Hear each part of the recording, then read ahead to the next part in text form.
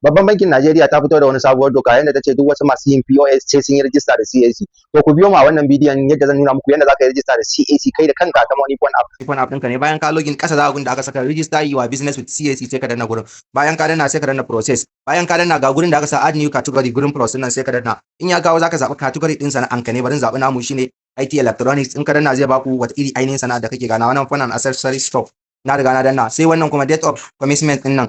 In ka danna shi zaka sa lokacin da ka fara sana'ar ka ne, gashi nan 2020 1st January, gashi nan na saka lokacin da na bude shago na. Tom zai kawo maka kuɗin da ake yi 29,500 sai ka shiga nan business name registration sai ka danna kai sai ka zaɓi sunan sana'an da kake so ka saka. A misali gashi nan Abu Asma concept, kun ga na riga na saka sai ka danna plus 9 sai in zaɓi wanda nake so. Sannan kuma zai iya baka dama gun da zaka danna enter new, gashi nan a misali Abu Asma concept sai select a business name. In ka danna kasan zai iya baka dama ka canja ko enterprise ko service. Bari mu in ka je kasa gurin da zai selecting maka zai baka option zai kawo kaman haka. Kaga gashi nan ya kawo wannan concept glitch Abu Ikhlas frame work solution, smart link Abu Ikhlas concept, gashi nan tech zone Abu Ikhlas service. Bari zaɓi wannan smart link din nan.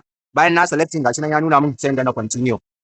To bayan ka kawo zai baka ka sa alternative name ma'ana second name in wancan sunan bai yi ba. A misali bari saka the best international service. A misali in wancan bai yi ba, wannan shine second name ina, alternative name ina ba su ku gani. To yana kawo sunan yayi similar to sunan wani. To gashi nan na saka, to kun ga gashi nan shi ma ya kawo gashi nan the best tech gateway.